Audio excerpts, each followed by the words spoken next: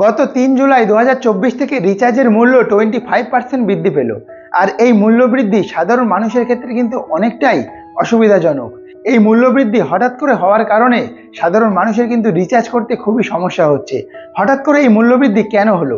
কেন আমাদেরকে হঠাৎ করে 25% বেশি মূল্য দিয়ে প্রত্যেকটা মোবাইল রিচার্জ করতে হবে? সব কোম্পানিগুলো কেন একসাথে বসে এই সিদ্ধান্ত নিল?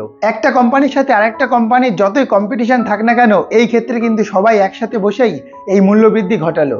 কিন্তু কেন কেন এই রিচার্জের মূল্য 25% বাড়লো? আজকের ভিডিওতে আমরা সেটাই আলোচনা করব। কেন 25% মূল্য বৃদ্ধি করলো জানতে সম্পূর্ণ ভিডিওটা শেষ পর্যন্ত দেখতে থাকুন। নমস্কার বন্ধুরা, আমি সুদীপ ভট্টাচার্য। আমাদের বাংলা মোটিভেশনাল চ্যানেল অপ্রিয় সত্যর পক্ষ থেকে আপনাদের সবাইকে স্বাগতম জানিয়ে আজকে ভিডিওটা শুরু করছি। যে রিচার্জটা আপনি 200 টাকাতে করতেন, সেই রিচার্জটা এখন আপনাকে 250 টাকার বিনিময়ে করতে হবে। অর্থাৎ প্রায় 25% মূল্য বৃদ্ধি হলো রিচার্জের দামে। আর সমস্ত কোম্পানিগুলো কেন একসাথে বসে এই মূল্য বৃদ্ধি করলো? আমরা কি 4G থেকে 5G তে শিফট করছি তার জন্য এই মূল্য বৃদ্ধি, নাকি আমরা উন্নত পরিষেবা পাচ্ছি তার জন্য এই মূল্য বৃদ্ধি? যদি 4G থেকে 5G তে যাওয়ার জন্যই আমাদের এই মূল্য বৃদ্ধির কারণ হয়, তাহলে যারা এখনো 4G সিম ইউজ করছেন বা 4G ডিভাইস ইউজ করছেন, তাদের কিন্তু 5G রিচার্জ করার কোনো প্রয়োজন হচ্ছিল না। তাদের ক্ষেত্রে এই মূল্য বৃদ্ধির কোনো গুরুত্ব নেই। আর যদি 4G থেকে 5G তে আসার জন্য এই মূল্য বৃদ্ধি হয়ে থাকে, তাহলে বলবো আমরা কিন্তু এখনো সমস্ত জায়গাতে 5G কভারেজ পাচ্ছি না। কোম্পানি এদিকে আনলিমিটেড 5G দিচ্ছে, এদিকে কোম্পানি বিনা পয়সায় আপনাকে পোর্ট করে এক কোম্পানি থেকে অন্য কোম্পানিতে নিয়ে আসছে। আপনি হয়তো খেয়াল করে দেখবেন যে বিভিন্ন কোম্পানিগুলো একটা প্রচার নিয়ে বাইরে বেরিয়ে পড়ে যে আপনি অমুক কোম্পানি থেকে আমাদের কোম্পানিতে আসুন, আমরা বিনা খরচে আপনাকে রিচার্জ করিয়ে পোর্ট করিয়ে দেব। অর্থাৎ একটা কোম্পানি অন্য কোম্পানি থেকে তার নিজের কোম্পানিতে আপনাকে নিয়ে আসতে চাইছে বিনা খরচে। সে আপনাকে 1 মাসের সম্পূর্ণ রিচার্জ বিনা খরচে করে দিয়ে, আপনার রিচার্জ করে দিয়ে আপনাকে পোর্ট করিয়ে এক কোম্পানি থেকে অন্য কোম্পানিতে নিয়ে আসছে। আপনি একবার ভেবে দেখুন, এক শ্রেণীর লোক আছে যারা 2টো বা 3টে সিম ইউজ করেন এবং সেই সিমগুলো পোর্ট করে এক কোম্পানি থেকে অন্য কোম্পানিতে যান এবং 1 মাসের রিচার্জ ফ্রি পান। এইভাবে যদি কোম্পানি চলতে থাকে তাহলে কিন্তু কোম্পানির একটা বড় অঙ্কের লস হয়।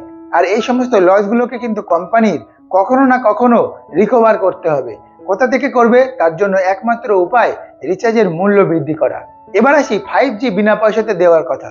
আপনি হয়তো ইংরেজদের কথা শুনে থাকবেন। ইংরেজরা যখন প্রথমে ভারতবর্ষতে চা খাওয়ানো অভ্যাস করেছিল, তখন সেটা বিনা শুল্কে ছিল।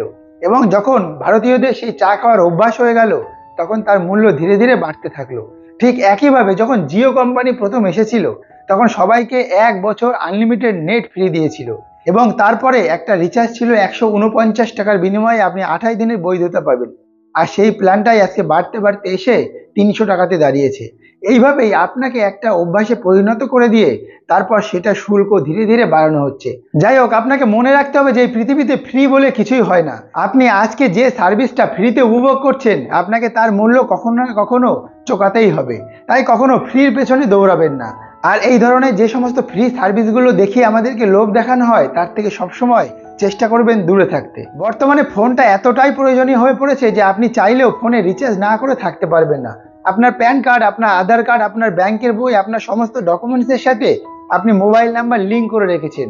আপনি চাইলেও মোবাইল নাম্বারটা বাদ দিতে পারবেন না, আর আপনি চাইলেও সেই ফোনটা রিচার্জ না করে রেখে দিতে পারবেন না। কোম্পানিগুলো এখানেও একটা ট্রিক্স খাটিয়ে রেখেছে।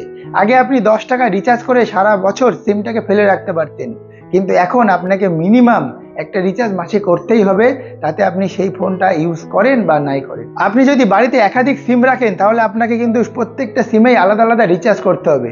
আপনি যদি না করেন, তাহলে আপনার সিমের ইনকামিং এবং আউটগোয়িং কল সব বন্ধ হয়ে যাবে। তাই বাধ্য হয়ে আপনাকে রিচার্জ করতেই হবে। একটা বাড়িতে এখন 2টো বা 3টে করে সিম থাকে এবং সেই সমস্ত সিমগুলোকে বাঁচিয়ে রাখার জন্য মান্থলি যে রিচার্জের পরিমাণ হয়ে দাঁড়িয়েছে, সেটা সাধারণ মানুষের ধরাছোঁয়ার বাইরে চলে যাচ্ছে।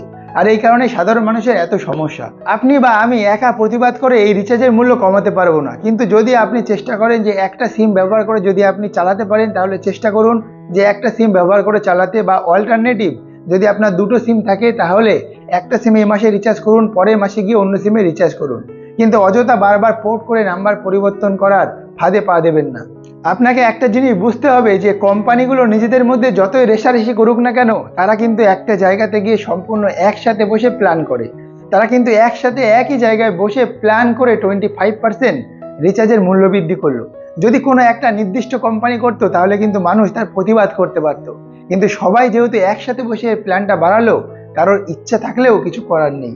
আপনি এই জিনিসটা যত তাড়াতাড়ি বুঝে যাবেন, আপনি এদের ফাঁদ থেকে তত তাড়াতাড়ি বাইরে বেরিয়ে আসতে পারবেন। ভিডিওটা যদি ভালো লাগে বন্ধুদের সাথে শেয়ার করবেন এবং এমনই আরও ইন্টারেস্টিং ভিডিও পেতে আমাদের চ্যানেলটাকে সাবস্ক্রাইব করে রাখবেন। দেখা হচ্ছে অন্য কোনো ভিডিওতে, ততক্ষণ পর্যন্ত ভালো থাকবেন এবং সুস্থ থাকবেন।